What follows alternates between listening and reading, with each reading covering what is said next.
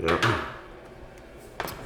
Okay, so I wanted to talk about the movie star. Is the movie star dead? I believe that it's dying. I don't believe that it's completely dead. Okay. That's because nowadays a lot of movies are dominated by characters versus the movie star themselves. Like people go see movies like Star Wars, or they watch TV shows like Star Wars or superhero movies because they want to see the superhero. Not so much, oh, I want to go watch Tom Holland or I want to watch Chris Evans. Maybe Iron Man or Robert Downey Jr., you know? Because so much of him is in that character. Right. You know what I mean? But I just feel like the days of making a movie about anything and just sticking a movie star in there like Tom Cruise, Matt Damon, Denzel, and just expecting it to make a lot of money, I believe those days are slowly coming to an end. And if you look at, there's this other movie that came out that had that like the star-studded cast with Christian Bale, Denzel's son, John David. It came out last year and it had all these. I can't remember the name of it. Is it the Amsterdam one? I think so. Yeah. Amsterdam one? Yeah, and it did terrible in the box office. Yeah. But a lot of star-studded casts like that or movies like that don't usually do super well. But Yeah. So why do what's the goal when people do those? Like, why would you get that many stars in a film if you don't have a solid story? Is my question. it's like I call it the AllStar Game. Do people really try during the AllStar games? So basketball, the Pro Bowl, and football. Like it's just a way for them all to work together. It's not about getting awards or anything. It's just all Okay. about So collecting a check. Yeah, collecting a check. and seeing your friends. exactly seeing your friends, and also it's still publicity. It's still you being seen. It's publicity. You're amongst like these other huge stars and things like that. Yeah. Yeah, I heard the Amsterdam. The best part of it was Chris Rock's 4 lines he had in it. That's what everyone's saying. Chris Rock had like 4 lines in it, and it's like the best part of the whole film. It was that bad. Dang. And Chris Rock is great. But it wasn't. But yeah, it was not a great film. I've heard.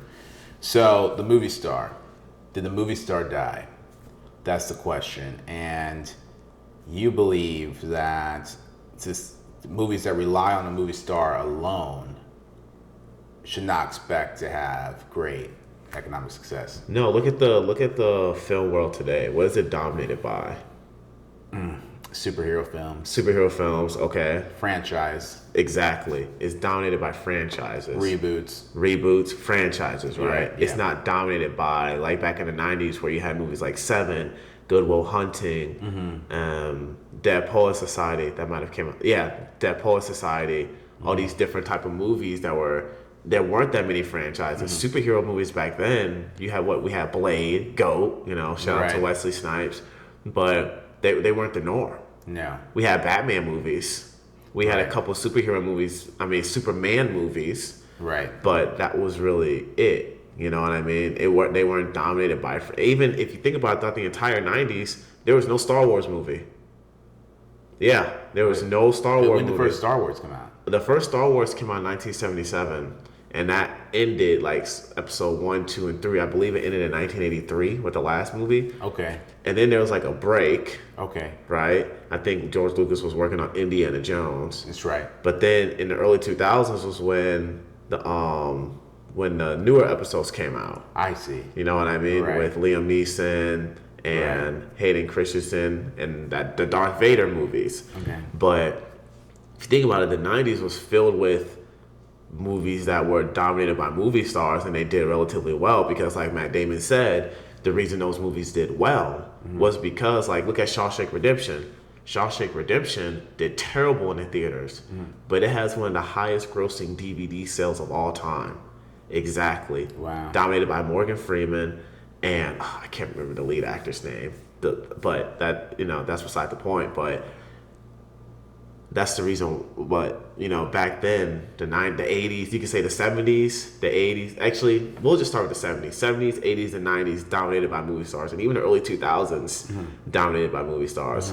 But honestly, once the superhero genre started coming out, once Star Wars came back, once all these old franchises started coming back, because Hollywood's playing off the nostalgic factor. That's where the movie stars started slowly dying because people like the characters more. I want to go see Captain America, not I want to go see that new movie that Chris Evans is in. You know what I mean? Right. Yeah. I want to go see Iron Man. Oh, not that movie that Robert Downey Jr. is in. Let's talk about that's part of the reason why Marvel's so successful, because it's not a job, it's a system where they can continue replacing actors, swapping people out because the IP is what drives it. Yeah.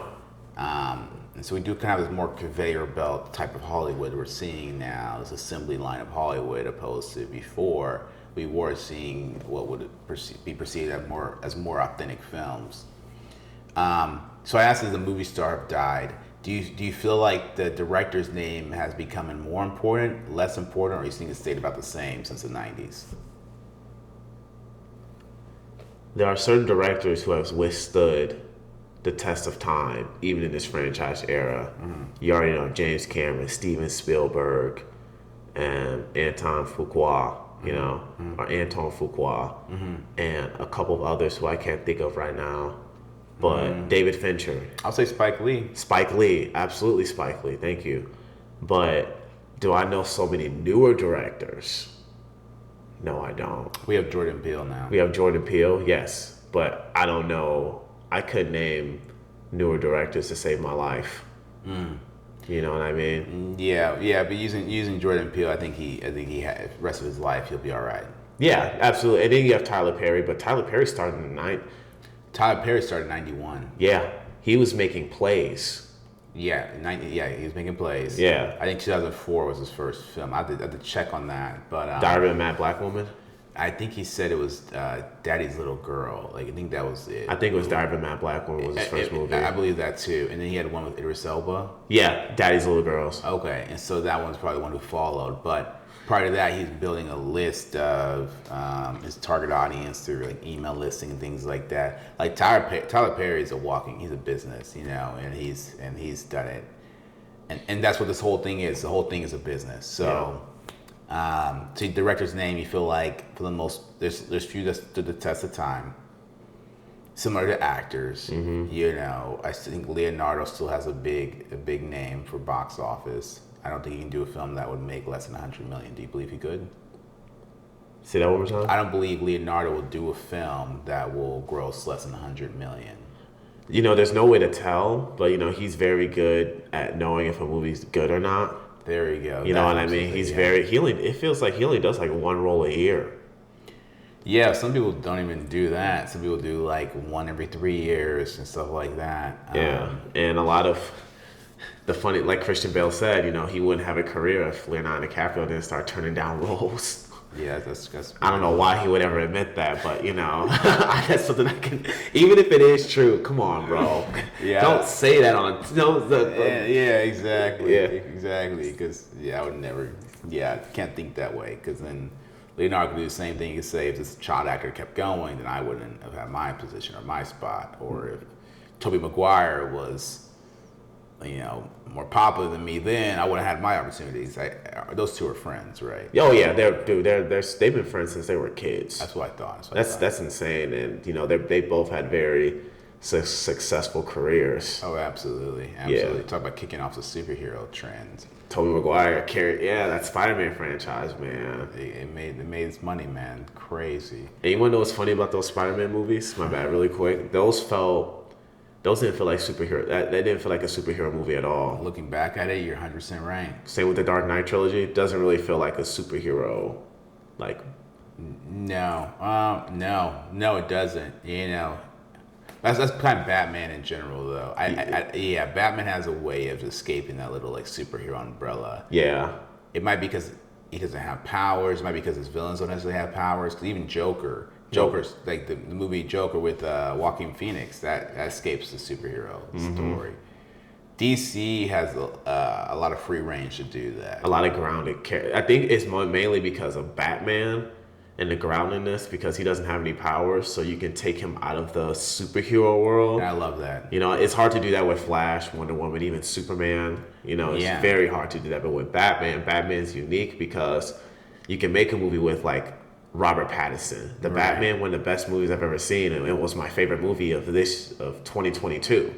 You know what I Oh, mean? you enjoyed the Batman? Oh yeah, I've watched it like 20 times. Not gonna lie to you. Really? Oh, yeah. I didn't care too much for it. Well, I'm a big Batman fan. That's why. Okay. So I know the comics. I understand certain things. Okay. I know what that movie's based off of, like the comic that it's based off of, and everything. But that's beside the point. But yeah, dude. Okay. So with that, is Robert Pattinson now a big movie star to you? See up there with the Brad Pitts and and the Leonardos, or not quite yet? I think he's definitely. Well, he was a big movie star before the Batman with Twilight. Twilight was huge. Yeah. And we want to talk about that as well. Like, Franchise. back to franchise. That's why it's important to, if you have any idea, any IP, put it out in the world as soon as possible. Because you don't know where it'll go, what it'll transform to, who's going to use it, who's going to license it out. And the IP is an asset. It's real estate. It's imaginatory real estate. It's something that is, intangible, but people just want to grasp onto it any way they can, and they'll license it out, and you'll be paid for life for it. So, but Twilight, one that was a set of books. Yeah. That Twilight was the woman who made Twilight. No, Twilight came first, and the woman who made like 50 Shades of Grey was based off of Twilight. She's altered some things, and so people still make. I didn't know that. That's what happened. Yeah. The one who made 50 Shades watched Twilight's dynamic and just altered some things. And that's how that one came about. It's a whole other franchise. That was a whole other set of readers, and so IP. You can make derivative work and make it derive so much so that it's also a successful franchise. There's some elements to each story that make it connect an audience. You just want to take those elements and then make it your own. And there's different ways to go about it, different methods to the madness. But I think the biggest thing is IP and real estate, as far as intellectual property is very important. And then the movie star.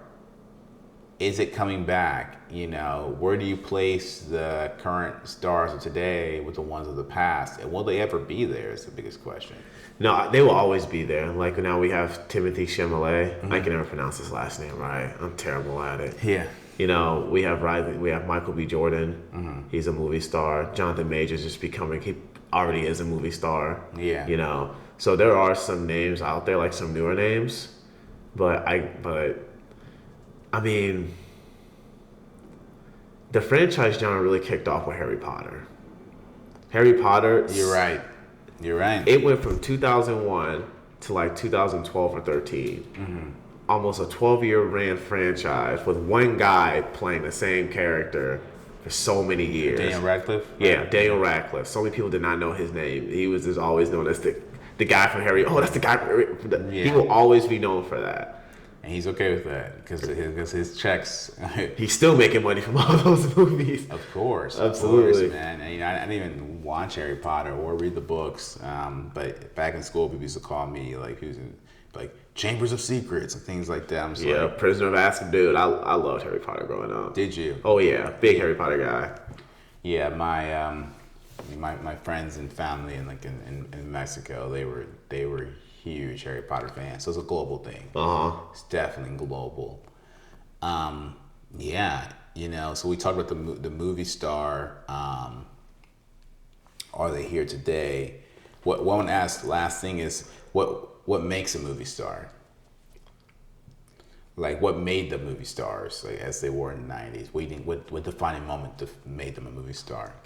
I think as soon as they started being in movies that people wanted to see, mm-hmm. and those movies started to make a lot of money, mm-hmm. is because you don't have to be the greatest actor in the world to be a movie star. You don't believe so? No.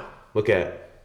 Okay. Yeah. I was gonna say, but it's crazy. I know who you're talking about. Yeah. You already know who I'm talking about. Yeah. You don't have to be the greatest actor in the world to be a movie star. And someone pointed out to me, or I watched a video on it. There's a difference between a movie star. They're not. They can be mutually exclusive. There's a difference between being a movie star and being a great actor. They're not always. Synonymous, yeah. They're not always synonymous. Like Denzel, right? Mm-hmm. Denzel's a movie star, but he's also a great actor. Leonardo DiCaprio is a movie star, but he's also a great actor. Right. There's some other people who Yeah. are movie stars, Right, but movie they're stars. not the greatest actors. And there's great actors who aren't movie stars. There's that actor who you see in everything. He's a great actor. He's always the supporting character. He might be in a lead role here or there in some independent films, but you see him all the time in these big budget movies, but you don't know his name. Yeah. You know what I mean? But like Cillian Murphy, for example, for a long time was a guy who you would see in everything, but you never knew his name. You know who I love, man? I listened to him talk the other day. I love J.K. Simmons, man. Yes, he's intense. He's a theater actor at first, and he really can take any supporting role and make it whatever. It's amazing. Have you seen Whiplash yet? Of course. Man, I saw that in 2014. Yeah. For sure. Yeah, so him, J.K. Simmons and Miles Teller. It's a great film. My favorite scene in that, though, is Miles Teller telling the girl why he can't be in a relationship with her. Yeah. Because he's going for his dreams. Like, no, because you distract me, and I'll start resenting you. He goes through this whole monologue. Great movie. Guys got to watch it. The movie Star Dead. To be continued. The answer is we'll see. We'll see. Only time will tell. It's a Black Hollywood. Yep.